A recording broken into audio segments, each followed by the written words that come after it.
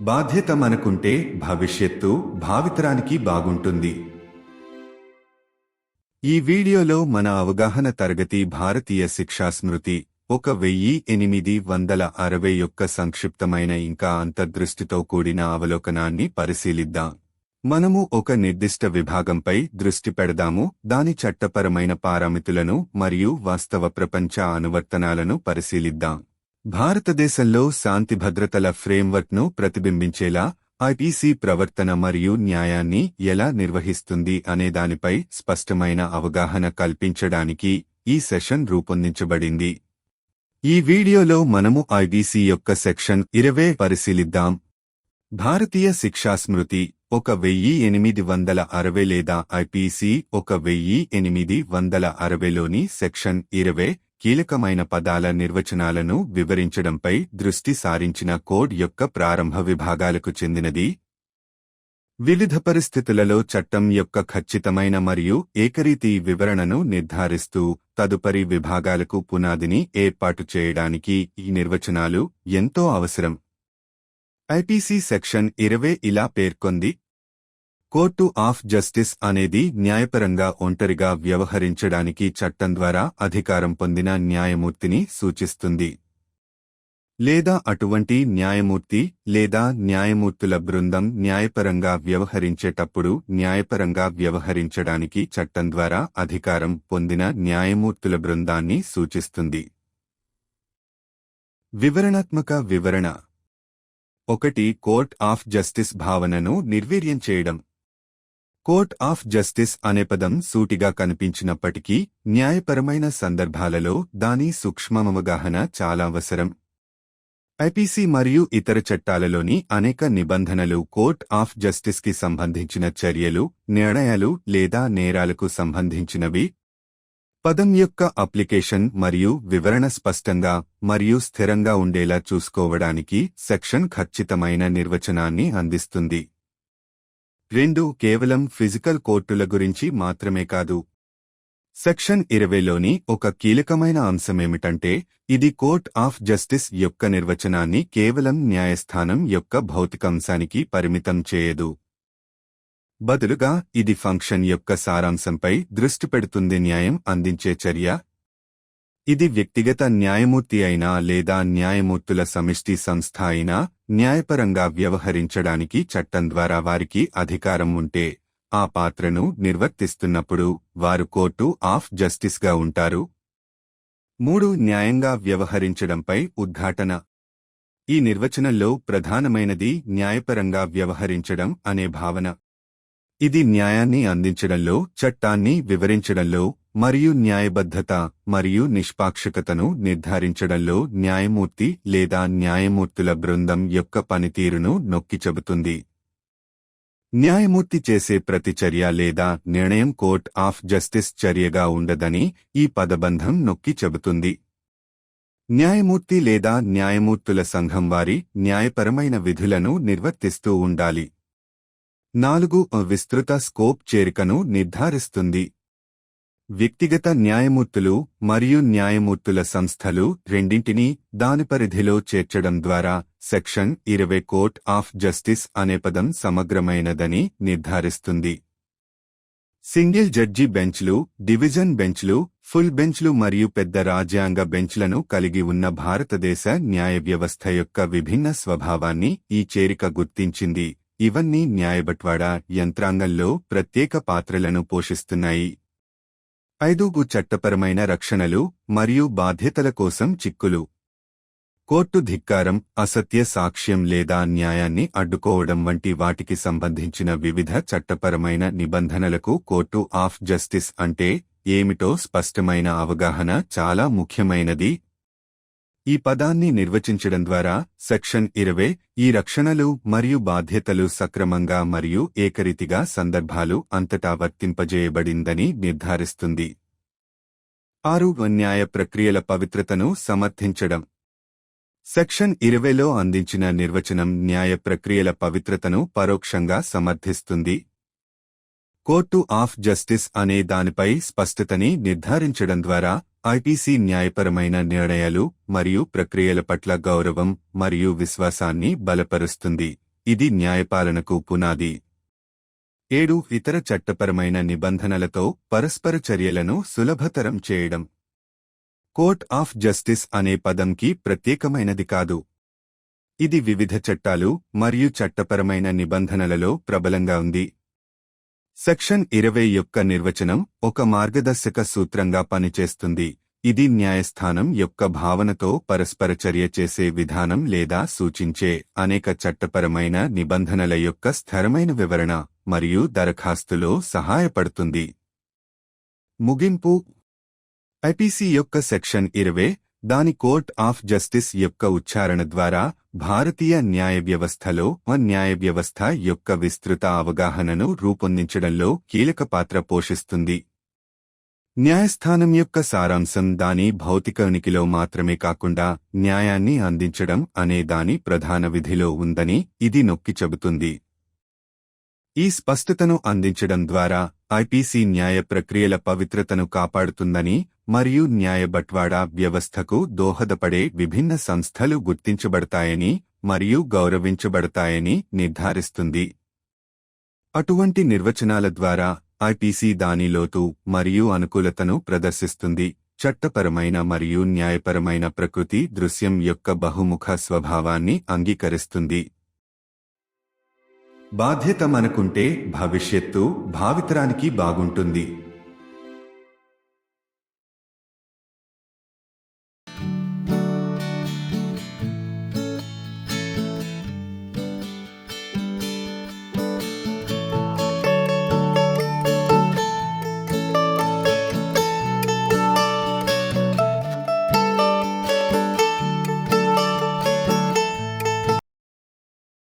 आज हमारा जागरूकता वर्ग भारतीय दंड संहिता 1860 का एक संक्षिप्त लेकिन व्यावहारिक अवलोकन प्रदान करेगा.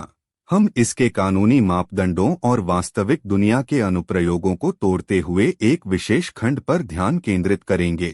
यह सत्र आपको इस बात की स्पष्ट समझ से लैस करने के लिए डिजाइन किया गया है कि आईपीसी कैसे आचरण को नियंत्रित करता है और न्याय प्रदान करता है, जो भारत में कानून और व्यवस्था के ढांचे को दर्शाता है. हमारा आज का सत्र धारा 20 की बारीकियों को उजागर करने, भारतीय दंड संहिता 1860 आईपीसी 1860 की धारा 20 संहिता के प्रारंभिक खंडों से संबंधित है, जो महत्वपूर्ण शब्दों की परिभाषाओं को स्पष्ट करने पर केंद्रित हैं. ये परिभाषाएं विभिन्न परिस्थितियों में कानून की सटीक और समान व्याख्या सुनिश्चित करने के लिए बाद के अनुभागों की नींव स्थापित करने के लिए अपरिहार्य हैं. आईपीसी धारा 20 में कहा गया है, न्यायालय एक न्यायाधीश को दर्शाता है जो कानून द्वारा अकेले न्यायिक रूप से कार्य करने के लिए सशक्त है, या न्यायाधीशों का एक निकाय जो कानून द्वारा एक निकाय के रूप में न्यायिक रूप से कार्य करने के लिए सशक्त है, जब ऐसा न्यायाधीश या न्यायाधीशों का निकाय कार्य कर रहा हो न्यायिक रूप से. विस्तृत विवरण. एक न्यायालय की अवधारणा को स्पष्ट करना. हालांकि न्यायालय शब्द सीधा सादा लग सकता है, लेकिन कानूनी संदर्भों में इसकी सूक्ष्म समझ आवश्यक है. आईपीसी और अन्य कानूनों के भीतर कई प्रावधान न्यायालय से संबंधित कार्यों, निर्णयों या अपराधों से संबंधित हैं. धारा 20 यह सुनिश्चित करने के लिए एक सटीक परिभाषा प्रदान करती है कि शब्द का अनुप्रयोग और व्याख्या स्पष्ट और सुसंगत है. 2 केवल भौतिक न्यायालयों के बारे में नहीं. धारा 20 का एक महत्वपूर्ण पहलू यह है कि यह न्यायालय की परिभाषा को केवल अदालत कक्ष की भौतिक इकाई तक सीमित नहीं करता है. इसके बजाय यह कार्य के सार पर ध्यान केंद्रित करता है, न्याय प्रदान करने का कार्य. चाहे वह व्यक्तिगत न्यायाधीश हो या न्यायाधीशों का सामूहिक निकाय, यदि उन्हें न्यायिक रूप से कार्य करने के लिए कानून द्वारा अधिकार प्राप्त है, तो वे उस भूमिका को निष्पादित करते समय न्यायालय का गठन करते हैं. 3 न्यायिक ढंग से कार्य करने पर जोर. इस परिभाषा के केंद्र में न्यायिक रूप से कार्य करने की धारणा है. यह न्याय देने, कानून की व्याख्या करने और निष्पक्षता सुनिश्चित करने में न्यायाधीश या न्यायाधीशों के निकाय के कार्य पर जोर देता है. यह वाक्यांश रेखांकित करता है कि किसी न्यायाधीश द्वारा किया गया प्रत्येक कार्य या निर्णय न्यायालय का कार्य नहीं बनता है। न्यायाधीश या न्यायाधीशों का निकाय अपने न्यायिक कार्य निष्पादित कर रहा होगा। 4. व्यापक दायरा समावेशिता सुनिश्चित करता है। अपने दायरे में व्यक्तिगत न्यायाधीशों और न्यायाधीशों के निकाय दोनों को शामिल करके धारा 20 यह सुनिश्चित करती है कि न्यायालय शब्द व्यापक है। यह समावेशिता भारत की न्यायिक प्रणाली की विविध प्रकृति को स्वीकार करती है, जिसमें एकल न्यायाधीश बेंच, डिवीजन बेंच, पूर्ण बेंच और बड़ी संवैधानिक बेंच शामिल हैं, जो सभी न्याय वितरण तंत्र में अद्वितीय भूमिका निभाते हैं। 5. कानूनी सुरक्षा और दायित्वों के लिए निहितार्थ। न्यायालय की अवमानना, झूठी गवाही या न्याय में बाधा से संबंधित विभिन्न कानूनी प्रावधानों के लिए न्यायालय का गठन क्या होता है, इसकी स्पष्ट समझ महत्वपूर्ण है। इस शब्द को परिभाषित करके धारा 20 यह सुनिश्चित करती है कि ये सुरक्षा और देनदारियां सभी परिदृश्यों में सही और समान रूप से लागू की जाती हैं। 6. न्यायिक प्रक्रियाओं की पवित्रता को कायम रखना। धारा 20 में दी गई परिभाषा अप्रत्यक्ष रूप से न्यायिक प्रक्रियाओं की पवित्रता को कायम रखती है। न्यायालय का गठन क्या होता है, इस पर स्पष्टता सुनिश्चित करके आईपीसी न्यायिक निर्णयों और प्रक्रियाओं के प्रति दिए गए सम्मान और विश्वास को मजबूत करता है, जो कानून के शासन के लिए मूलभूत है। 7. अन्य कानूनी प्रावधानों के साथ बातचीत को सुविधाजनक बनाना। न्यायालय शब्द आईपीसी के लिए विशिष्ट नहीं है। यह विभिन्न कानूनों और कानूनी नियमों में प्रचलित है। इस प्रकार धारा 20 की परिभाषा एक मार्गदर्शक सिद्धांत के रूप में कार्य करती है, जो अदालत की अवधारणा के साथ बातचीत या संदर्भ देने वाले कई कानूनी प्रावधानों की लगातार व्याख्या और अनुप्रयोग में सहायता करती है। निष्कर्ष। आईपीसी की धारा 20 न्यायालय की अपनी अभिव्यक्ति के माध्यम से भारतीय कानूनी प्रणाली के भीतर न्यायपालिका की व्यापक समझ को आकार देने में महत्वपूर्ण भूमिका निभाती है। यह इस बात पर जोर देता है कि अदालत का सार सिर्फ उसके भौतिक अस्तित्व में नहीं बल्कि न्याय देने के उसके मूल कार्य में निहित है। यह स्पष्टता प्रदान करके आईपीसी यह सुनिश्चित करता है कि न्यायिक प्रक्रियाओं की पवित्रता बनी रहे और न्याय वितरण प्रणाली में योगदान देने वाली विविध संस्थाओं को मान्यता और सम्मान मिले। ऐसी परिभाषाओं के माध्यम से आईपीसी कानूनी और न्यायिक परिदृश्य की बहुमुखी प्रकृति को स्वीकार करते हुए अपनी गहराई और अनुकूलन क्षमता को प्रदर्शित करता है। यदि हम जिम्मेदार हैं, तो भविष्य आने वाली पीढ़ियों के लिए अच्छा होगा।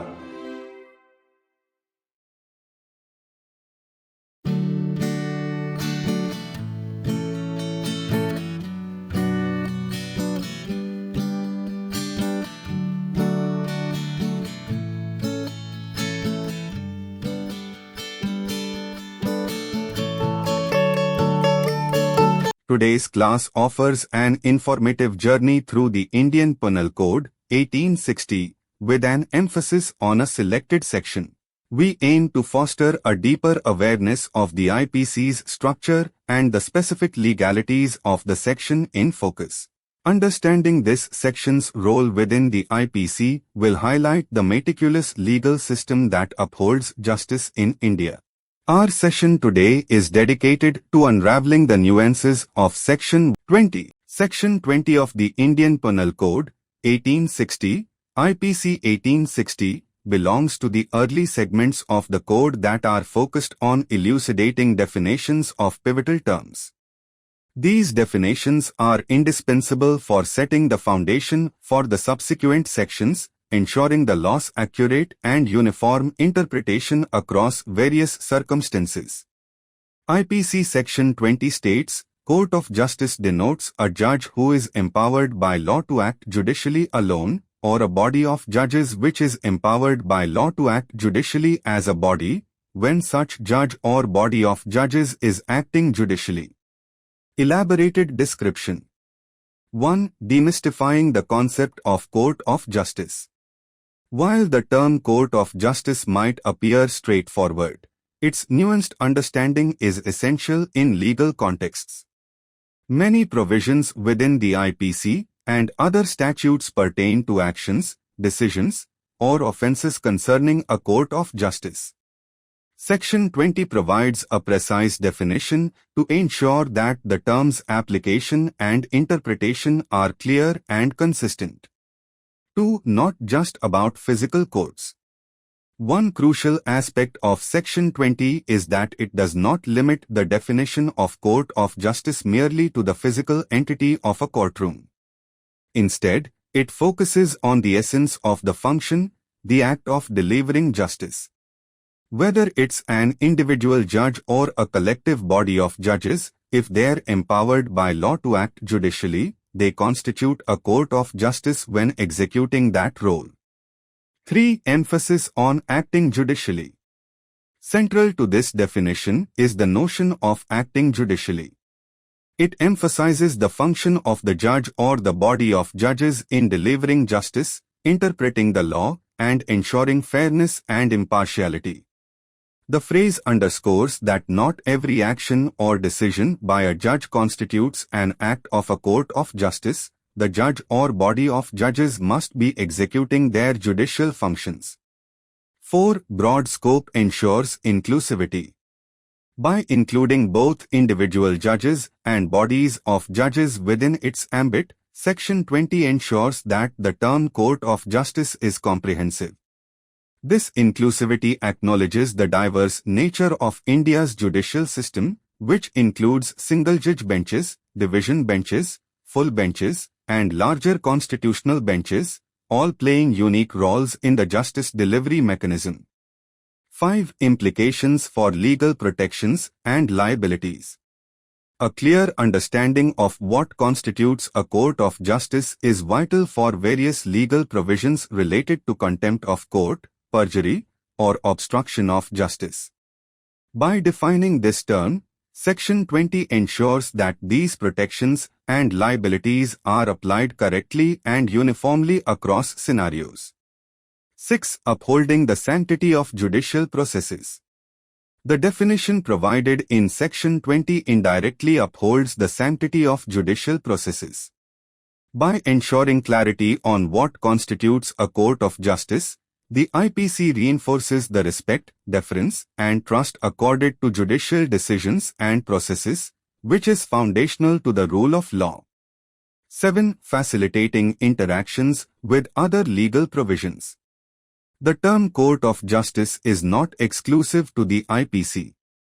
It's prevalent across various statutes and legal rules.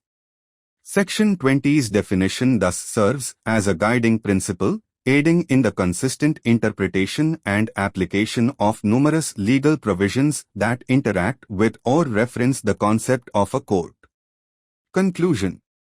Section 20 of the IPC, through its articulation of Court of Justice, plays an instrumental role in shaping the broader understanding of the judiciary within the Indian legal system. It emphasizes that the essence of a court lies not just in its physical existence, but in its core function of delivering justice. By providing this clarity, the IPC ensures that the sanctity of judicial processes is maintained, and the diverse entities contributing to the justice delivery system are recognized and respected. Through such definitions, the IPC demonstrates its depth and adaptability, acknowledging the multifaceted nature of the legal and judicial landscape. If we are responsible, the future will be good for the future generations.